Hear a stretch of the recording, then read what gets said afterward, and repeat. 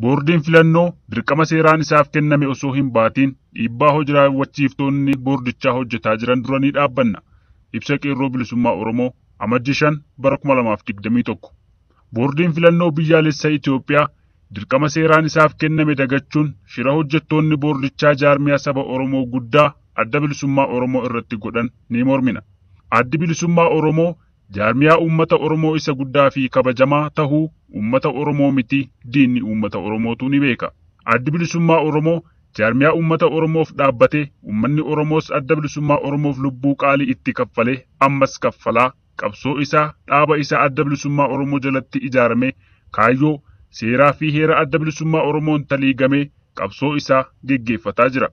Addi bilisummaa Oromoo dibdee keessoo isaatti uumamus ta'e rakkoo isa mudatu hunda dambii ittiin bulmaataa waan qabuuf karaa sana furataa as ga'ee ammas ni furata jennee amanna.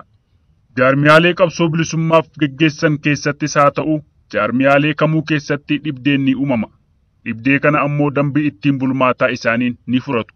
Adda bilisummaa Oromoo keessattis yeroo adda addaatti namoota dantaa fi fedhii dhuunfaa isaaniif dursa kennanii kaayyoo fi akeeka jaallan qabsoo keessatti kufanii fi kufaa jiraniin dhaaba dhiigaa fi lafee qabsaa'otaan ijaarame yeroo diiguuf carraaqan murannoo qabsaa'ota keenyaa fi cichoomina dhaloota qubeen burjaajii fi gufuulee kamuu dhaabni keenya keessa darbaa as ga'e. Ammas wareegama kaffalamu hunda dhaloonni kaffalee dhaaba jaallan isaanii itti wareegamanii as ga'an dabarsee harka gantootaa fi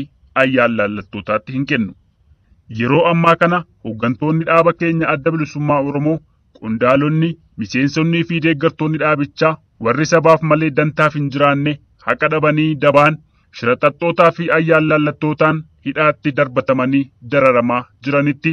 yeroo itti waajjirri adda bilisummaa Oromoo muummeen gullalleetti argamu dabalatee kanneen godinaalee fi aanotaa waraana PP'n saamamee cufamee jirutti hojii raawwachiiftonni boordii filannoo dirqama seerri kenneefin alatti ergamtuu murna tokkoo ta'uun waan isarraa eegamu hanqachuun akeekaa fi kaayyoo boordichaa dagachuun yeroo dubbii himtuun boordichaa aadde Sooliyaanaa Shimallis daba dhaaba adda bilisummaa Oromoo irratti murna shiraxaxxootaa waliin ijaaramuun hojjechaa jiran boordichi akka seeraa fi heera qabuun isaan gaafatuu fi gaafatamummaa isaaniif seeraa fi heera boordiin qabuun akka bahatan ni akeekna. Aadde Sooliyaanaa Shimallis waan isaan hin laallannee fi dirqama boordichi bahuun irra jiraatuun ala waan gochaa jiraniif yoo of hin qusanne gaaga'ama mul'achuu danda'u karaa kanaaf itti gaafatamtoonni isaan tahuu gamanumaan hubachiifna.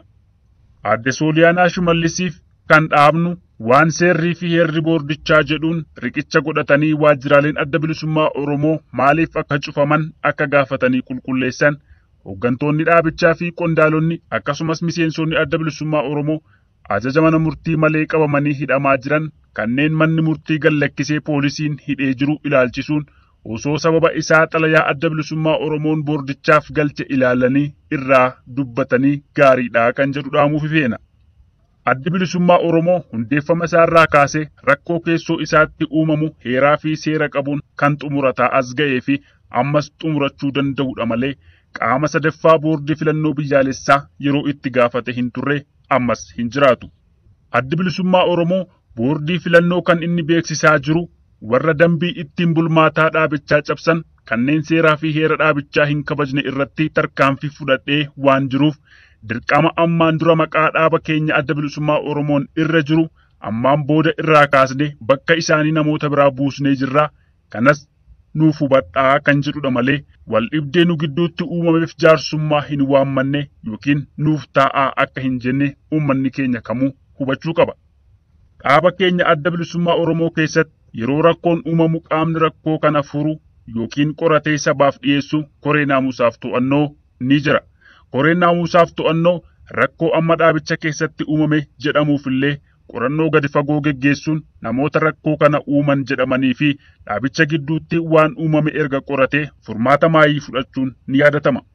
Sababa koreen naamusaaf to'annoo murtii sirnaan qoratee uummataaf ifa godheefis namootuma shira xaxanii fi fedhii dhuunfaaf dantaa yeroof jiraataniin walitti qabaan koree naamusaaf to'annoo obbo Alamaayyoo Diroo mana hidhaatti darbatamuun haga har'aa mana murtiitti osoo hin dhiyaatiin mana hidhaa magaalaa Buraayyuutti dararamaa jira. Dhaaba uummataa wareegama qaaliin itti kaffalamee as ga'e warri diiguuf carraaqan hooggantoota adda bilisummaa Oromoo, qondaaltotaa fi miseensota gameeyyii guyyuu adamsanii hiisisuun mana hidhaatti akka dararaman gochaa jiran kanatti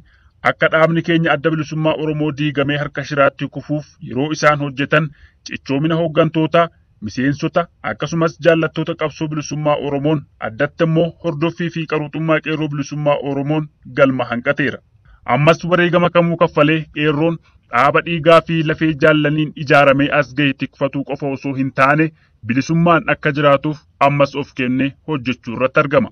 Ibsa tibbana aadde Sooliyaanaa Shimallis VOA afaan Oromoo irratti dubbatan dhaabni keenya adda bilisummaa Oromoo amajjii 4 bara 2021 ibsa baaseen deebii ga'aa kenneera jennee amanna. Uummanni Oromoo addatti immoo miseensonnii fi deeggartoonni adda bilisummaa Oromoo biyya keessaa fi ala jirtan akkasumas qeerroon bilisummaa Oromoo murtii adda bilisummaa Oromoon dabarse murtii keenya jechuun fudhattanii irratti hojjechaa waan jirtaniif galata qabdu jenna. Ammas taanaan dhaabni keenya adda bilisummaa Oromoo dambii ittiin bulmaataa qaba waan ta'eef rakkoo keessoo isaa keessatti uumamu karuma koree naamusaaf to'annoo adda bilisummaa Oromoo furataa as ga'e ammas murtee koree naamusaaf to'annoo adda bilisummaa Oromoo dabarse murtee keenya jettanii miseensonnii fi deeggartoonni adda bilisummaa Oromoo bakkayyuu jiraattan hojiirra oolchaa akkuma jirtan ammas shira namoonni muraasni fedhii dhuunfaa fi dantaa yeroof jedhanii PP'tti hirkachuun gama boordii filannoon dhiibbaa gochuuf carraaqaa jiran argaa jirra waan ta'eef kana hooggantoonni keenya illee akkuma ammaan dura kaayyoo seeraa fi heera adda bilisummaa Oromoof abboomamtanii akka dura dhaabbattanii fi dambii dhaabni keenya adda bilisummaa Oromoon qabuun akka furamu gadi jabeessinee dhaammanna. Boordiin filannoo jaarmiyaa siyaasaa kamiifuu hooggana filuu, jijjiiruu fi bakka buusuu hin danda'u. Yoo kan akkas gochuu yaalu ta'e walabummaa jaarmiyaalee siyaasaa mulquu waan ta'eef seera boordii filannoo fi kan biyyaa cabsuu ta'a.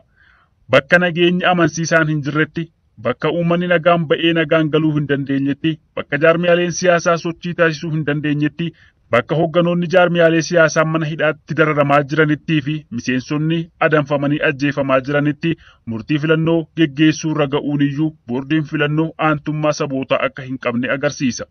Filannoo dura danqaalee filannoo mudatan furuutu barbaachisaadha jennee amanna. Maayii irratti miseensonni adda bilisummaa Oromoo, qondaalonni, deeggartoonni adda bilisummaa Oromoo fi jaallattoonni dhaaba keenya adda bilisummaa Oromoo biyya keessaa fi biyya alaa jirtan akkuma ammaan dura shiraa fi dabaan warra haqa qabu haqaaqanii dhaaba keenya adda bilisummaa Oromoo irratti shira xaxaa jiran waliin kanneen hojjetan boordii filannoo dahoo godhachuun kan akka aadde Sooliyaanaa Shimallis ifatti akka keessaa harka fudhatanii fi itti gaafatamummaa isaanii ala daboo shiraa keessaa akka ba'an gaafanna. Shira dhaaba keenya irratti dhufu kamuu wareegama kaffalamu kaffallee daandii haqaarra ni jiraachifna. Qeerroo bilisummaa Oromoo amajjii 5 bara 2021 Finfinnee.